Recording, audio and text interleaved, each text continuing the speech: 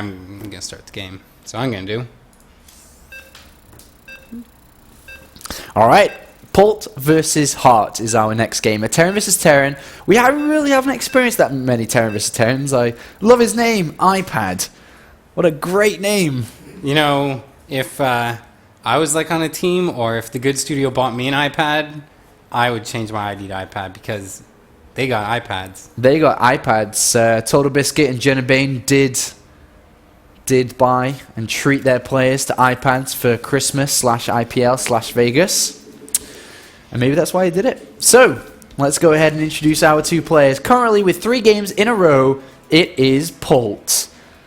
And is he going to be able to take 4 games in a row? Could be very impressive.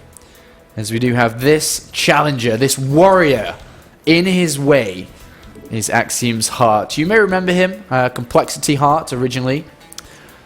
He's got a variable play style. Used to be very, very aggressive with a lot of 1-base pushes and 1-base plays and 2-base pushes, 2-base plays. But in the later stages of his development, and especially within his later MLG runs, is that he did develop and had a super strong backing towards all that aggression. I think that he got 3rd place in the Winter Championship. He got double 3rd places, actually, if I'm not mistaken, in an MLG Arena and also a championship. So this guy is not a lightweight. Yeah, no, he's always been kind of under the radar, doesn't get too much attention, but he's super solid. And yeah, as you said, he came onto the scene, and I found him pretty cheesy to start with. He was just doing 1-1-1s against Protoss all day long, all day, every day. But he's really hit his stride now, and he can play the macro game like anybody, and it's good to have him here. He actually reached out to me and asked to come on, and I was like, damn right, let's get Hart in here. It's very nice of him. So, 2 Terran players. Talking about a little bit of my experience within Terran versus Terran. 1 Barracks Command Center is difficult to work, and I've seen players' streams as well, simply because of the amount of different openings there are now. The Reapers are stronger, they regenerate. Proxy Reapers are strong. Medivacs with Reapers, Marines, and Widow Mines. Just a combination of units that really stump on the 1 Barracks Command Center plays. I do, though, really like Pult's build. More so than Hart's. Yeah. Because what it is that's different is a later gas. So he's still opening. In my mind, when I look at Pult's build, it's 1 Barracks Command Center with an insurance policy if I'm going to get a faster factory here, that I don't lose versus something aggressive, something early here. So I much prefer Pult's build because it takes a natural advantage over players that use Hart's build, for example. Because if you think about the travel distance from base to base for ground units and air units, by the time that the units arrive, that advantage of going for the faster gas and faster factory has been depleted because the units would have already arrived for Pult. So I much prefer Pult's build. A very important point of Terran versus Terran. What have they scouted of each other? Hart at this point, just playing completely blind right now, but Pult did opt to scout. He saw just the single geyser, not the second. Okay. And of course that second means that we will see some pretty heavy tech coming out from our good friend Hart here. We're going to see Hellion and Banshee originally from Hart. So Cloak Banshee, most likely, into Hellion play as well. One thing that Pult's going to have to be very sturdy about is making sure that he does have a bunker on the natural. Because if he doesn't have a bunker, Hellions will fry the Marines and the Banshees will clean the rest up. Likewise for Pult, though, he's got a stronger economy due to the nature of his later first gas, and much, much later second gas too. So, once again, Pult is in this game playing the defensive passive player because he's waiting and willing and is planning to intercept any aggression that comes from Axiom's Hart. And with that, if he does defend well, he will take a significant supply advantage and economy advantage. That is Pult's plan. Hart, though, without scouting whatsoever, is very clear with a mindset of, I'm going to do this no matter what he's doing. I'm going for this aggression, and it's going to sting. And we see the first 2 Hinds coming out, the first 2 Widow Mines behind it as well, very surprisingly, and a Medivac instead of a Banshee straight away. So a Medivac, most likely, will probably, the way that I see him constructing this attack, is this, remember this is the first time he's scouted in this game, is he'll probably drag the attention of Pult to the front, drop 2 Widow Mines in the back, and follow it up with a Banshee and then Command Center or Command Center Banshee. That's his plan. And I feel that he has to pull attention. And we do have the scan going down by Pult that sees no Widow Mines.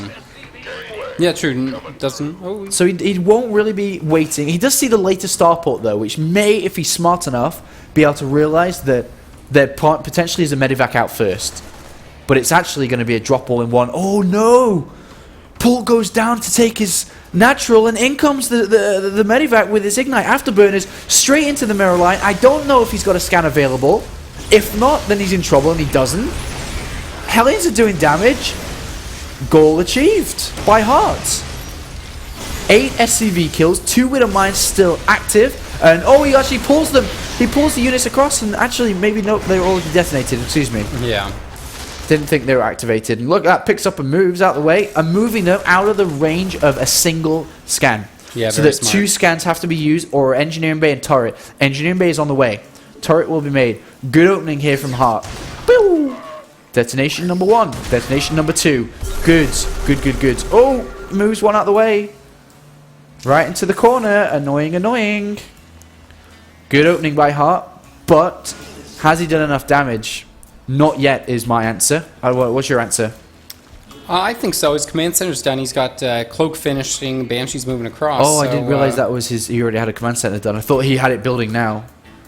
Yeah, that's the third with, command center. 5 SCV advantage. 5 very SCV even. advantage and the potential to double that with a Cloak Banshee. So yes, I now change my opinion and change my answer. I copied you, I cheated in my test, and I agree with you because now that can easily go up to 10. As the Viking is a wall, and we're about to have 1, 2, multiple SCVs go down here, multiple Marines as well. And this Banshee, with 3 command centers behind, this is why builds like One Barracks Command Center are not used at the moment in Heart of the Swarm because of the amount of aggressive builds we see from Terran players that take a big advantage like this. Pult tried to defend with taking a faster command center but with still gas. But he moved down at the wrong time. Maybe he could have defended if he hadn't moved down. Maybe that's his saving grace. If he looks back and says, do I need to change my build? No, maybe I should have not moved down all my units at that point. Or something along those lines. But either way, is that Hart takes a pretty decent lead in this game. And by the looks of it, we are going to have a Marine Tank versus Marine Tank. Yep. No mech, sorry. And then second Banshee comes in. Going to get out of the turret range. A Medivac with 8 Marines is about to load into the main base here. They do not have stim, so it shouldn't be too much of a problem with the Banshee and enough Marines there anyway. Yeah, it should be fine. If he can pick off the Medivac, that's the best thing, because the Marines will always die there. But with the Medivac, they do escape.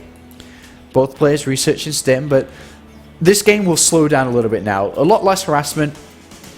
Neither player will really be able to break in now until stim is done. One advantage, though, I will give to Pult is he does... Oh, actually, I say that as an advantage, but it doesn't matter because Hart's also got 3 tanks. Yeah, I mean, Hart kind of has an edge everywhere. I mean, the stim timings and the upgrade times are so similar, but Hart's got that 3rd command center. He does, and that just allows for extra mules, extra production, extra early compared to Pult, who only now is just adding that production, as you can see in the production tab, compared to Hart's, who's almost finishing, and that's only 1 barracks as well. So, things looking pretty good for Axiom's Hart. Axiom, of course, sponsored by SC2 Links and Total Biscuit and Husky's channel. And the Viking coming down here from Pult, who is a lone wolf, who does not have a team whatsoever at the moment. Currently living and studying in Texas. And the Viking does a bit of harassment, a couple of kills, 6 kills on the Viking in total, and does decide to get out. But as I said, the pace of the game now is going to deteriorate a little bit now. It's going to accelerate in terms of economy for Hart, though, as he does take a 3rd base. Pult's only just building. Does Pult know about that 3rd? Let me take a peek here. It looks like he did see it pretty early on through command Okay, so center, he knows that he's got to do some stuff here. Nice block off for this Banshee. Hasn't killed it yet, though. 85 supply to 111. You can clearly see the advantage that Hart had in the early game is playing out in his favor now. This is the new structure tab as well. Yeah, 3 to 5 barracks. Only Bunch of 1 tech engineering bay. Yeah. Should be seeing more and more stuff coming down. The upgrades now completing. A little bit slower for Pult, but it does complete theirs. We do have Stim and Cloak for Heart and Stim for Pult. But yeah, I mean, Pult in this game realizes he's behind, hasn't acted on it yet, but will have to act on it soon. Whether it be a superior engagement, whether he starts to drop his opponent and defend, whether it's Widow Mines that can cost efficiently get him back into the game by killing units without having to spend much. And we're about to see that potentially happen here. It doesn't kill and one-shot a Marine, or lots of Marines. Kills a few, not lots. But it's a decent little start. The supply, man, it just came apart here. Almost 50 supply lead here for Heart. 78 army supply. And here comes the drops from Heart, not Pult. So even though Pult's playing from behind, he's the one still taking damage, which is, of course, the worst-case scenario. And whether that third base gets dropped or the main, both are able. And look at the upgrades, too. +2 on the way, +1 armor on the way. No second armor yet for Pult. Oh, excuse me, it just hasn't started. Yeah. Excuse me. Excuse me. Excuse me. Entschuldigung. German. And the Marines are going to make their way through. This is a really strong position. Oh dear. I think Pult's going to lose this game in a couple of minutes. Well, actually, tanks are in good position to defend his third, but he's going to lose his engineering base. He's falling deeper and deeper behind, unfortunately, here. 180 to supply to 120. He's lost his engineering bay. He can easily get dropped on his third, I think. And scans go down from both players. Heart's going to swing around to the weaker side of the natural. The drop's definitely going to go towards the third. And a fourth command center is on the way. I mean, you guys can see it. It's as clear as day. It's not as dark as night, but it's as clear as day. As the drop does come in, turret does deflect the medevac, and only 2 Marines do get out. But even if Heart doesn't find a position to break Pult, what happens next from this position is a contain. Yeah, I mean, you've got 2 simple choke points. That's really all you need to cover with your contain. Yeah. And, you know, all that you need to think about with a contain is prevent Pult from taking a 4th, take your own 4th and 5th. Massive drop, though. That's surprising. Looking to go straight for the main base here. He's going to drop everything behind the main command center. But the sensor tower will complete. In a few seconds' time, it does complete. And now it's spotted. And the Ignite Afterburn is actually going to head towards the third. He'll drop everything on the third here. The first medevac unloads the tank, loses 2 Marines. This could be checkmate. I didn't think he'd try to get into this third base, but he does. And now Pult's mining from 2 bases. The contain is relatively still strong outside the front. So not only does Heart have this third in a choke, he has outside too. Pult pushes out, scans and realizes the army is kind of waiting around there. And Axioms, Heart, Stims, tanks sieged up, and Pult's forces will melt. As simple as that. Medivacs will fall. Marines outclassed with upgrades here as well. And Axiom's Heart is just doing everything right. He can even pick up a medevac of 8 Marines and drop it in the main base. It just makes the work even harder here for Pult, who's fighting to the bitter end. But it's a slow death, unfortunately. Ouch. And this is all. There's the 8 Marine drop from the third. Perfect move from Heart. And this is all because of the advantage that he gained himself with the early build. Yeah, precisely. Just knocking out that slight advantage and never giving his opponent any room to catch back up. And now? Perfect play, and this is the first time Pult's going to bleed. Mm-hmm. Did he drop a game against Shun? No, it was 2-0. First time Pult's going to bleed. First time he's going to lose a game here. We still have a Banshee that's kind of been forgotten about. But there's no way that Pult can win. There's no way.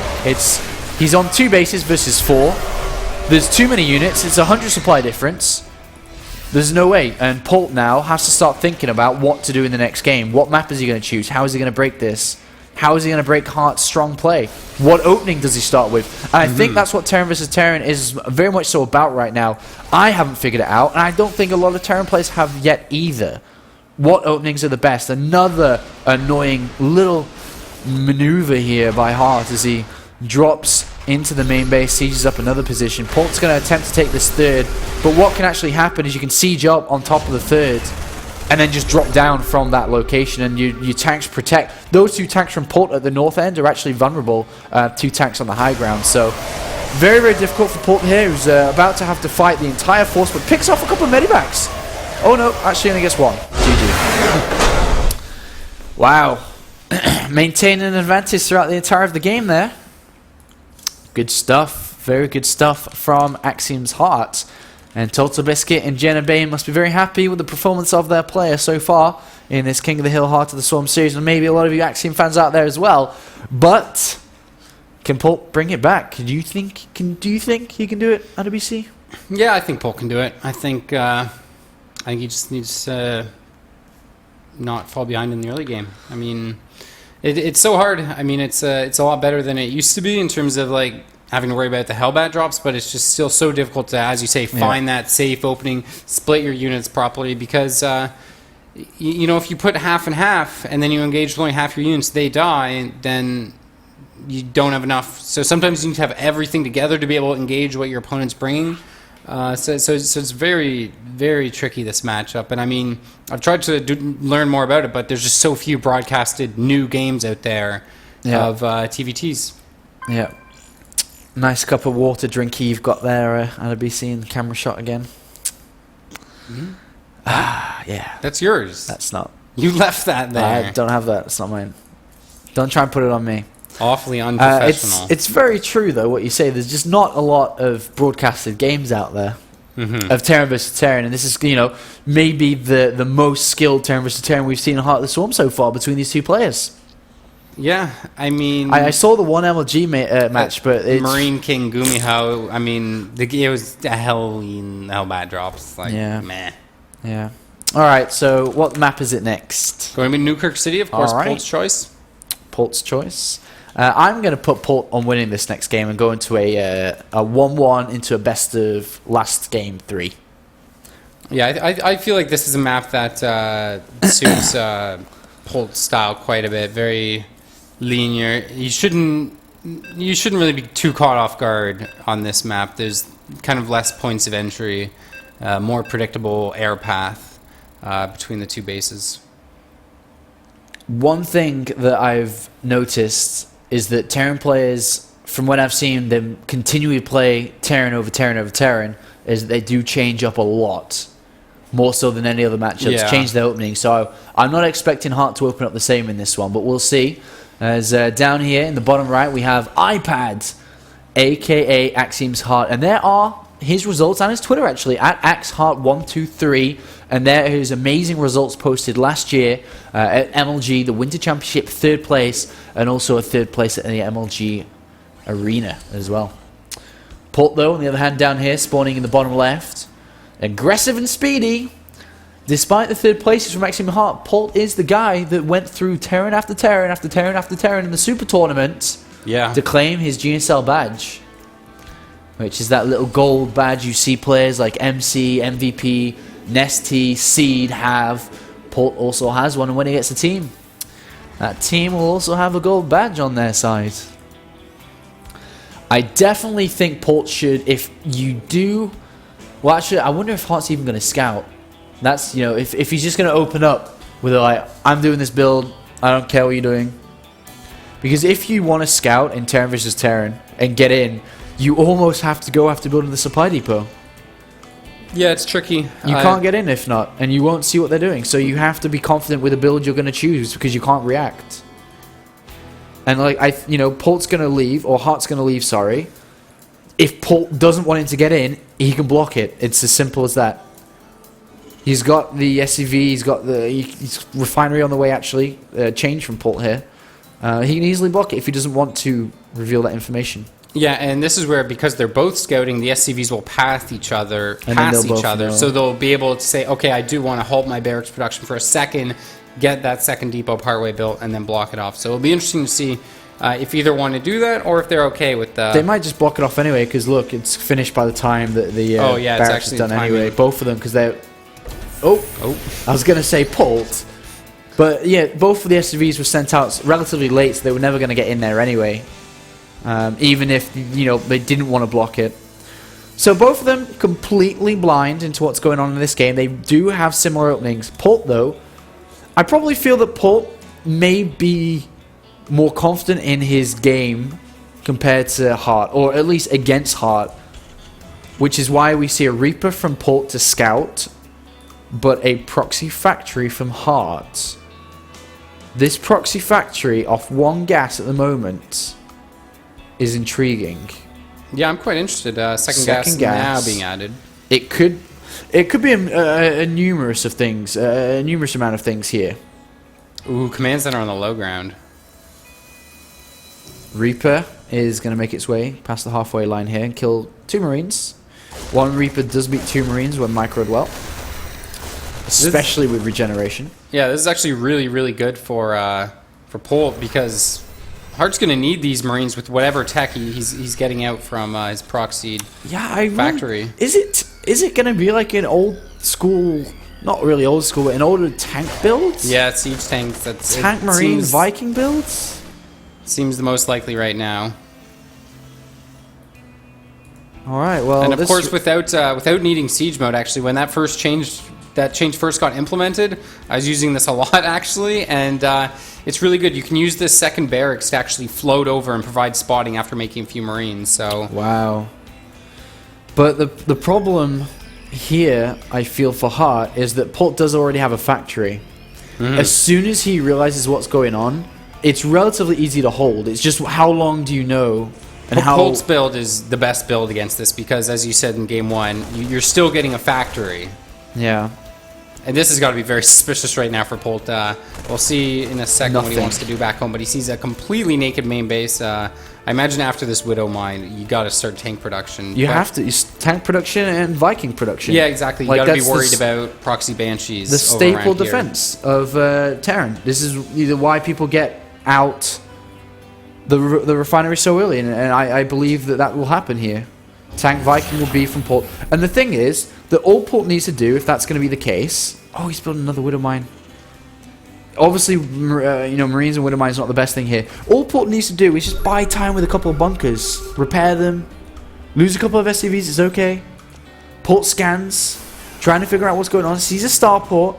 Still unsure. Must really start to wonder what's going on. But now he knows the Widow Mine gets put down, and... Well, Pult has got 2 choices. Try to defend the natural by repairing that bunker, or it goes down, or retreat to the main base. And I think he's put down onto the one thing. He has to retreat, lift up, and go back. Yeah, and this is going to hurt. He's going to lose both depots here, end up supply capped in the add-on as well in the long run. And the barracks, this barracks can actually start making Marines here too. And here comes the very, very late tech lab from Pult on the factory. To be honest, I don't even know if Banshee's the right decision. Maybe he should be switching over the factory with the starport to build a tank faster, but at the same time he's supply blocked because of the 2 barracks, and he's got a Widow Mine. It does kind of help, but it's not super, because it won't be able to one-shot a tank. It won't one-shot all these Marines. It will be spotted. It will be scanned. Wow! Actually gets killed before it gets the detonation down. Hart is going to do it. That's game over. That's checkmate right there. The tank is trying to come out, and he's doing everything he can to actually stay in this game. The Banshee is going to try and come out. Of course, the Banshee doesn't have cloak. A lot of SCVs go down here for Pult, and the Banshee immediately gets picked on. Oh, he doesn't be able to save it either. Pult down to 33 supply. Our king for 3 games in a row is about to fall 2-0 to Axiom's Heart. And there the SCVs have been pulled. The one tank is about to pop. He can't lose the factory before the tank pops. And he doesn't. And the tank is going to be out. Or does he? He did. GG.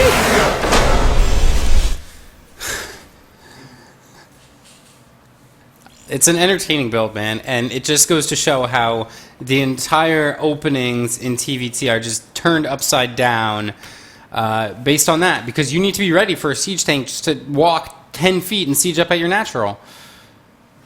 I just hear the Axiom crowd chanting, Hart, Hart, Hart, Hart, Hart. It's actually the chat is chanting, but at what cost? But at what cost? But at what cost? But at what cost? But at what? I can hear it. But at what cost? When I do that, I can hear the chat. Nicholas just fell off the table. Wow. She fell off the table. Anyway, back into serious business. Hart wins 2-0, knocks Port off. Port claims 3 victories and $375. Not bad for a couple of best of threes.